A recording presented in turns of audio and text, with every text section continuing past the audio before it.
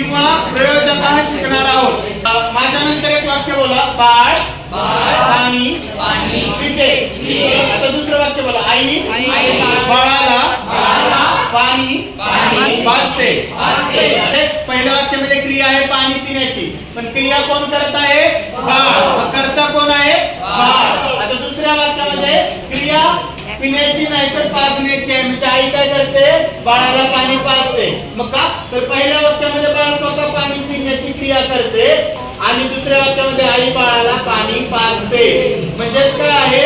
आई नावाचा जो प्रयोजक कर्ता आहे तो बाळ नावाच्या पहिल्या वाक्यातील मुख्य कर्त्याकडून काम करून घेत आहे। म्हणजे आई काय करते? बाळाला पाणी पाजण्यासाठी प्रेरणा देते।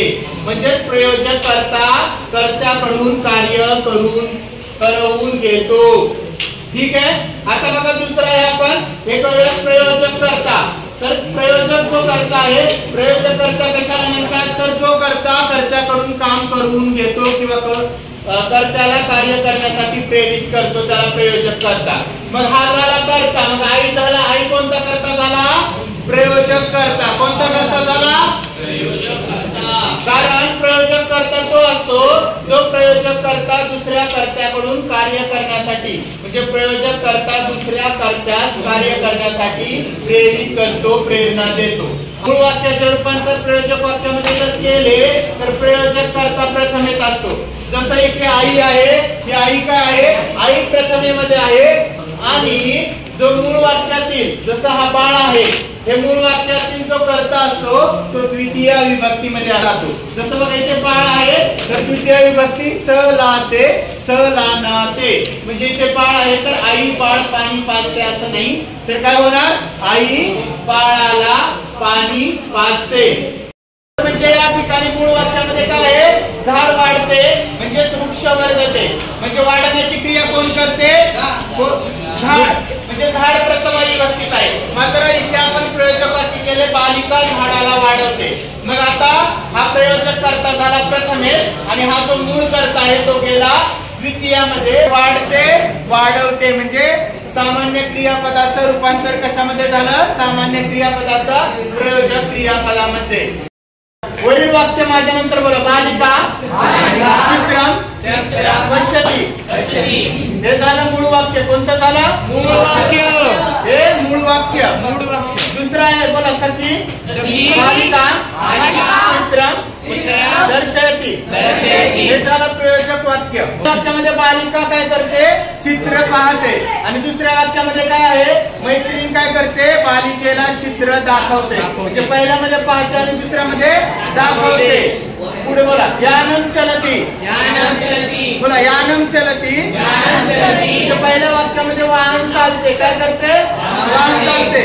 आणि दुसऱ्या वाक्यामध्ये काय आहे? चालक वाहनम चालयति। चालक वाहन काय करतो? चालक वाहनाला चालवतो। म्हणजे पहिल्या वाक्यामध्ये वाहन चालते, चालवतो। बोला आता पुढे, बालक पठती म्हणजे अभ्यास करण्याची क्रिया कोण करत आहे? बालक। आणि दुसऱ्या वाक्यामध्ये बोला, शिक्षक बालकम पुस्तकम पाठयति। म्हणजे पहिल्या वाक्यामध्ये कर्ता कोण आहे? बालक। आणि दुसऱ्या वाक्यामध्ये कोण आहे? शिक्षक। आणि दुसऱ्या वाक्यामध्ये पाठयति म्हणजे शिकवतो। म्हणजे पहिल्या वाक्यामध्ये बालक शिकतो, पण दुसऱ्या वाक्यामध्ये काय आहे? प्रयोजक वाक्यामध्ये शिक्षक बालकावर शिकवण्याची क्रिया करतो। ओके। आता नंतर काय करूयात आपण? धातू आणि त्याची प्रयोजक रूपे पाहूयात। स्थापयति स्थापयते, प्रयोजक रूप होतं गापयति। म्हणजे गायति म्हणजे गातो आणि गापयति म्हणजे गाऊन घेतो। जसे संगीताच्या शिक्षिका संगीताच्या विद्यार्थ्यांकडून संगीत गाऊन घेतात। बोला, क्री कारयति। आता बघा, करोति म्हणजेच करतो, पण कारयति म्हणजेच करवून घेतो। कारयति म्हणजे करवून घेतो। बोला, वच वाचयति, गमयति किंवा गमयते, श्रावयति मुच मोचयति, वृद्ध वर्धयति। म्हणजे क्री म्हणजे काय करतो, परंतु इथे करवून घेतो प्रयोजक रूप। बघा आता काय आहे की कर्ता जो असतो मूळ वाक्यामध्ये कर्ता प्रथमेत कर्म द्वितीयेत आणि क्रियापद कर्त्याला अनुसरून असतं। मात्र प्रयोजक कर्ता असतो तो प्रयोजक वाक्यामध्ये प्रयोजक कर्ता जो असतो तो प्रथमेत असतो आणि जो मूळ वाक्यातील कर्ता असतो तो द्वितीयेत असतो, कारण प्रयोजक कर्ता मूळ वाक्यातील कर्त्याकडून कार्य करून घेत असतो।